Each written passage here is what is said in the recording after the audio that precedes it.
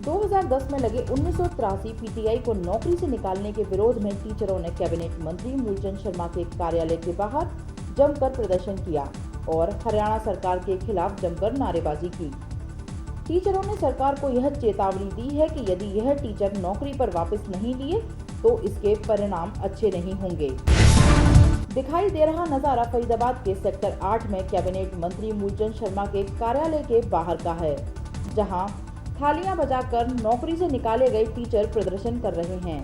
करीब 2 घंटे भरी धूप में इन टीचरों ने थाली बजाई और सरकार के खिलाफ जमकर नारेबाजी की। टीचरों का कहना था कि 10 साल से नौकरी कर रहे थे कि अचानक से आदेश आ गया कि उन्हें नौकरी से निकाला जा रहा है। पुष्पलता पीटीआई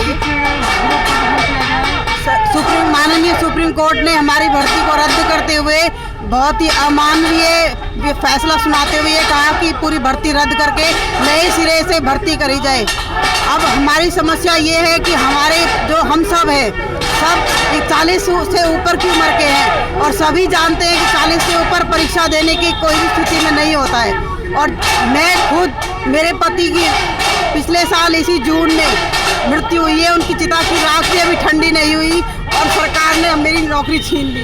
मेरी नौकरी अगर छीन लेगी तो मेरे बच्चे क्या खाएंगे, हम सड़क पे आ जाएंगे।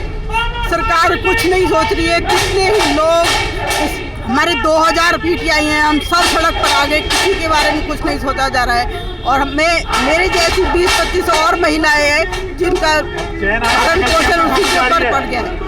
बिल्कुल निर्दोष होने के बावजूद मिला है। किसी मंत्री के पास से हमें कोई आश्वासन नहीं मिला, जबकि हमारे खिलाफ सरकार ने ये कह दिया हमें इनकी आवश्यकता ही नहीं है, जबकि हम पूरे 10 साल से अपना पूरा 100% देते हुए नेशनल स्तर तक अपने बच्चों को आगे भेजते हैं, पर ये सरकार कुछ नहीं सोच रही है, कुछ नहीं देख रही है हमारे बारे में। ये हमें पीटीआई की ड्यूटी से निकाल दिया सरकार ने बिगैर सोचे समझे, जबकि हमें सुप्रीम कोर्ट के आदेश अनुसार लॉकडाउन के बाद 5 महीने के बाद भर्ती प्रक्रिया शुरू होगी, उसके बाद निकाले जाएंगे। मैं अपना दर्द आपके माध्यम से कुछ कहना चाहता हूं। मैं भारतीय सेना में 11 वर्ष की नौकरी करने के बाद मेरा कॉन्स्टिट्यूशन राइट है, एक बेटरमेंट के लिए मैं हरियाणा एजुकेशन डिपार्टमेंट में आया, लेकिन आज 10 साल बाद मेरा सब कुछ भ्रष्ट हो गया। बेटर होना तो दूर था, सब कुछ खत्म हो गया है। इसके ऊपर मैंने 11 साल की सर्विस भारतीय सेना में, मैं कारगिल युद्ध का भी एक हिस्सा रहा हूं और आज मेरे साथ इतना घोर अन्याय हो रहा है, जबकि इसमें कैंडिडेट की कोई भी गलती नहीं है। हम सरकार से ये गुहार लगाते हैं एक हमारी सीबीआई जांच कराए, जो दोषी है उसको सजा मिले, जबकि इसमें जो सिलेक्शन बोर्ड है वो गलती है, उसकी गलती है, वो उसकी गलती है, सरकार जाने। इसमें कैंडिडेट एक भी गलत नहीं है। पूरे सुप्रीम कोर्ट हाई कोर्ट में किसी भी एक कैंडिडेट को गलत नहीं बताया है। जो गलत है वो जजमेंट में गलत है, उसके खिलाफ कोई भी एक्शन नहीं है। सिर्फ सरकार ने, कोर्ट ने भी कैंडिडेट को गलत नहीं बताया और सरकार ने कैंडिडेट को गलत मान के सर्विस से निकाल दिया। 1983 जो आज सरकार ने निकाल दिए हैं, उसी दर्द से मैं भी पीड़ित हूँ। हमने 10 साल सरकारी सेवा दी और आज सरकार ने हमें कोर्ट का सहारा लेकर के बाहर कर दिया है, जो बहुत ही एक जुर्म हुआ है। हम कार्यालय पर पहुंचे हैं कैबिनेट मंत्री मूलचंद शर्मा जी के यहाँ, और यहाँ पर ये सभी महिलाएं, इनकी थाली से रोटी जब छीन ली गई तो ये थाली बजाकर इनको इन्हीं की भाषा में जवाब देने के लिए लोग सड़क पर आए हैं। अपना दख दूर बयां करने के लिए ये हर चौखट, हर मंत्री के पास, हर सरकार के नुमाइंदे के पास पहुंचे। इनकी आवाज़ किसी ने नहीं सुनी और इनको रिलीव कर दिया गया। आज ये सड़कों पे है और इनकी रोजी रोटी छीन ली गई है। सरकार कहाँ कहती है रोजगार देने का काम करती है, आज कहाँ गई सरकार? प्राइवेट सेक्टर में कहती है सरकार किसी का रोजगार नहीं जाएगा, आज खुद ही सरकार 10 साल सरकारी पक्के कर्मचारियों का आज रोजगार छीन रही है। कोर्ट में सिर्फ फैसला आया था, चयन आयोग दोषी था, ये किसी भी साथी का कोई फॉल्ट कोर्ट में सिद्ध नहीं हुआ।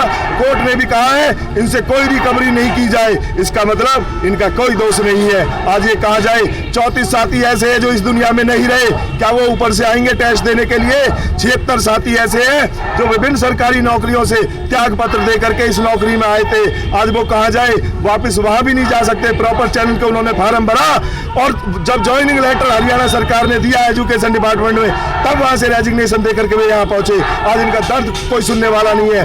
25 से 30 ऐसी विधवा हमारी बहनें हैं जो अपने बच्चों का गुजारा इसी नौकरी से कर रही है। आज उनकी नौकरी चली जाएगी, वो कहाँ जाएंगे? सरकार ने एक पल भी हमारा साथ नहीं दिया। क्या सोचा? जब कह रहे थे कोर्ट का एक कागज ले आओ, हम तुम्हें कुछ सहारा देंगे, जब हम कोर्ट का कागज लेकर के पहुंचे हाई कोर्ट का, तो सरकार ने हमारे फेवर के विरुद्ध जवाब दिया और कहा सरकार ने कि हमें टीचरों की अब कोई आवश्यकता नहीं है, वर्कलोड नहीं है अभी हमारे पास, 1-2 महीने स्कूल लगने वाले नहीं है। अरे वर्कलोड तो मंत्रियों का भी नहीं है, वर्कलोड तो किसी का भी नहीं है, सारे क्या सभी को बाहर कर दोगे? जज ने भी ये कहा था कि यहाँ हाई कोर्ट में वर्कलोड तो हमारा भी नहीं है, केस कम सुनवाई जा रही है, तो क्या मुझे भी निकाल दोगे? ये सरकार ऐसा अन्याय क्यों कर रही है? ये लोग अब चुप रहने वाले नहीं है। मैं आपके चैनल के माध्यम से खट्टर जी को बताना चाहता हूँ, आप रोजगार देने के लिए जाने जाते हैं, ना कि छीनने के लिए। आज आपने ऐसी बर्बरता इन पीटीआईओ के साथ क्यों करी है? 1983 परिवार आज रोड पर है, अगर ये सड़क पर आ गए, लोगों को बता दिया किस तरीके से आपने रोजगार छीनने का काम किया है, तो ये हम चुप रहने वाले नहीं है। चाहे आंदोलन जिएंगे या मरेंगे, चाहे हमें जेल के अंदर डाल दो, हमारा आंदोलन जारी रहेगा।